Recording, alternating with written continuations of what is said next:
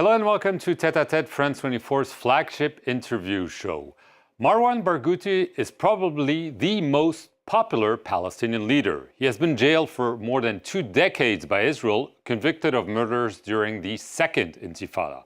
And as the search for new Palestinian leadership goes into high gear after the war in Gaza, calls for his release are growing. Even President Donald Trump says he's thinking about it. Our guest today is his son, Marwan Barghouti, who is speaking to us from Ramallah in the West Bank. Welcome to the show. Thank you so much for having me. So in 2004, an Israeli court sentenced your father, a longtime member of Fatah, to 5 life sentences after finding him guilty of involvement in anti-Israeli attacks that killed 5 people. He never accepted this verdict nor the jurisdiction of the court. You were 11 when he was arrested. When is the last time you saw him and the last time you spoke to him?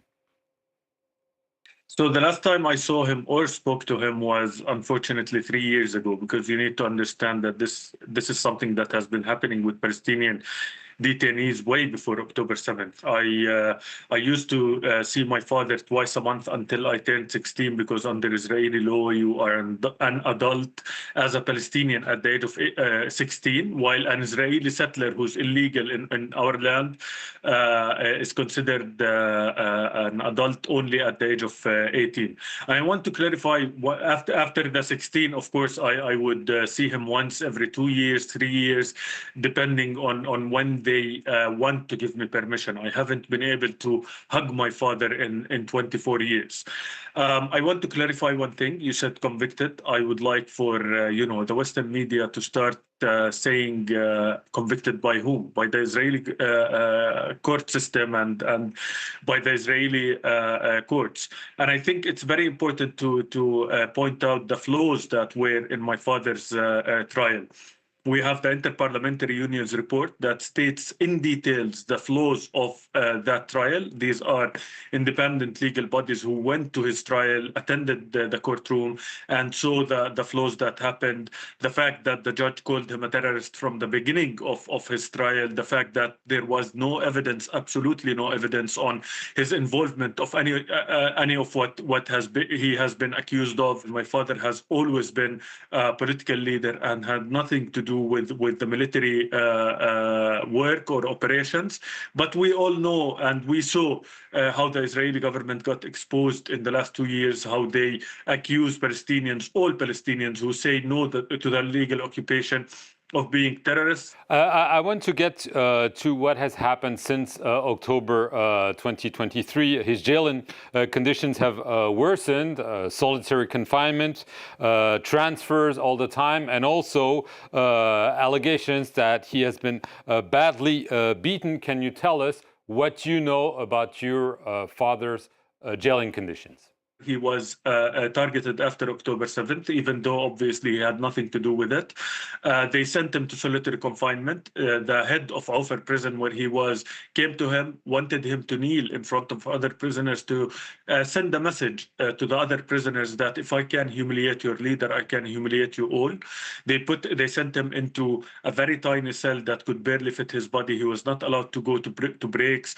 Didn't have windows. They would put a spotlight in his face. They would put speakers at the door of his cell running the Israeli national anthem for days, non-stop at the highest volume to prevent him from sleeping, which is, of course, these are all torture methods. And in March of 2024, he was attacked inside his cell by 3 prison guards.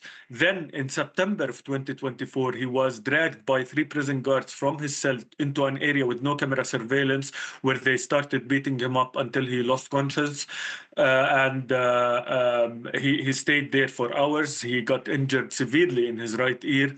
And then we talked to all the international governments that this is really unacceptable, and we can't believe that the European governments are not publicly condemning the fact that a political leader like my father is being attacked and is broken, are getting crushed inside prison under the instructions of no other than the minister Ben Gvir, and we all know what he represents, and his mindset and mentality and opinions about about the Palestinian people. He's a genocidal minister. And then, unfortunately, just a couple of weeks ago, we heard from the released detainees who got exiled in Egypt that my father was brutally attacked on September 14th while he was getting transferred from Rimon to Magiddo prison. They stopped him at Al Jalama, and Nahshon unit, which is responsible for transferring prisoners, 8 different prison guards. They shackled him. They put him on the ground. They started kicking him and beating him up until he was unconscious for hours and got 4 ribs broken and got severe injuries in his head. And that was just a few weeks after the appalling video that we all saw of Ben Gvir, bragging about the fact that he's threatening a man in his cell in front of the whole world. So you just mentioned this video. For our viewers, on August 15th, the National Security Minister, Itamar Ben-Gvir, shared a short video of himself with your father. It's probably the first images we saw of him in years. Do you think that this video and what happened to your father in the following weeks are linked? And do you fear maybe that he could be targeted or even eliminated because of what he represents? He is targeted, and he is targeted because of what he represents. Regarding the video, I think that at the beginning I felt, so much anger, so much sadness inside of me, because it took me, seconds and minutes to recognize that this is actually my father. He looks like he lost a lot of weight because of the starvation that he's going through and the torture that he's going through inside prison. And the other thing, I just want to tell you that this picture of him and Ben Gvir will go down in history as a perfect representation of the Palestinian cause, because here you have a Palestinian leader who is the most popular Palestinian leader getting starved while his people are getting starved, getting attacked and assaulted while his people are getting attacked and assaulted. And then you have the bully of Ben Gvir who thinks that he's above the law. And I think he is above the law, because there is no one to stop him. And this shows you the double standards from the whole world, because everyone lost their minds when the Israeli captives videos were circulating of Israeli captives being starved or, losing weight, not even being starved, because the whole of the Gaza Strip was being starved.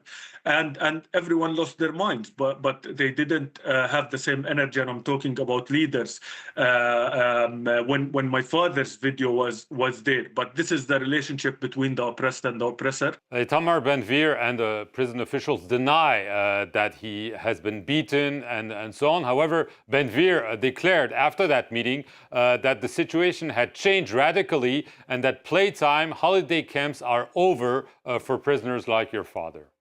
Your reaction? I don't know how how relevant it is to say that Ben Gvir denied or said this or said that. He's a liar. He's a liar like his government. We all saw the lies about Hind Rajab. We all saw the lies about the medics in Gaza, the tens of lies about bombing hospitals, about everything. So I don't know how we can trust the words of such genocidal criminal by Israeli courts. And I think it's time to condemn publicly the mistreatment and the abuse that the Palestinian political prisoners are going through. We also the whole thing about the video circulating of a Palestinian being raped. And the Israeli society is losing their minds how that got leaked. They don't have a problem with the rape itself. And I think this gives you an idea of how the current Israeli government looks at Palestinians. But as I said, like, what I'm proud of is that even the released detainees, with all the torture that my father has went through, they said that he was still with very high spirit, that he was strong. And I want to tell you that 50 years of struggle, 30 years of prison, 7 years of exile didn't break my father. And I will quote him when he said, "Our chains will be broken before we are." And I have so much trust in my father that he will overcome this challenge and he will be released and he will be amongst the Palestinian people soon. Obviously, you talk about his release. Hamas wanted him to be released as part of the recent Gaza deal. Israel refused. In a recent interview with Time magazine, the US President Donald Trump was asked about whether he would support freeing your father. This is what he said. He said he'd be making a decision on this matter without specifying when and so on. Have you had interactions with the U.S. administration? Do you think that they're seriously pushing for it and that this could mean your father could walk out of prison soon? We welcome the statement by President Trump. We really wish that he can pressure the Israeli government because of what my father can contribute into peace and stability of the region, future peace and stability of the region for future generations and so on. And I think it's very important to analyze why my father was dropped from out of all the names in particular. And I think it's very important for people to understand. He's the most popular Palestinian leader, and that's not something that the Israeli government wants. They don't want a legitimate leader who gets his credibility from the people. And the second thing is that he is, and I think this is the most important reason why his name keeps getting dropped, is because his political vision aligns perfectly with the international community. In the last few months, we saw many governments announcing the recognition of the state of Palestine. And I think that if they are serious about their recognition of Palestine, they need to take actual steps on the ground. And one of the biggest and most effective steps could be releasing my father, because he is a unifying figure. He is capable of unifying the Palestinian people behind and rally them behind a political vision that makes sense and reasonable for everyone, for the Palestinian people, for the international community. The only obstacle is the Netanyahu government. The Netanyahu government is not interested in any political settlement. They're only interested in ethnically cleansing the Palestinian people. And I think that the American administration is getting to understand that obstacle, and that the Israeli government is representing that, and that my father can represent a solution for the future. So I really welcome that statement, and I really would love to see more governments publicly asking and pressuring for his release, for what he represents for peace and stability in the region. Marwan Barghouti, I want to thank you very much for being our guest from Ramallah, and thank you all for watching this edition of Tête à Tête here on France 24.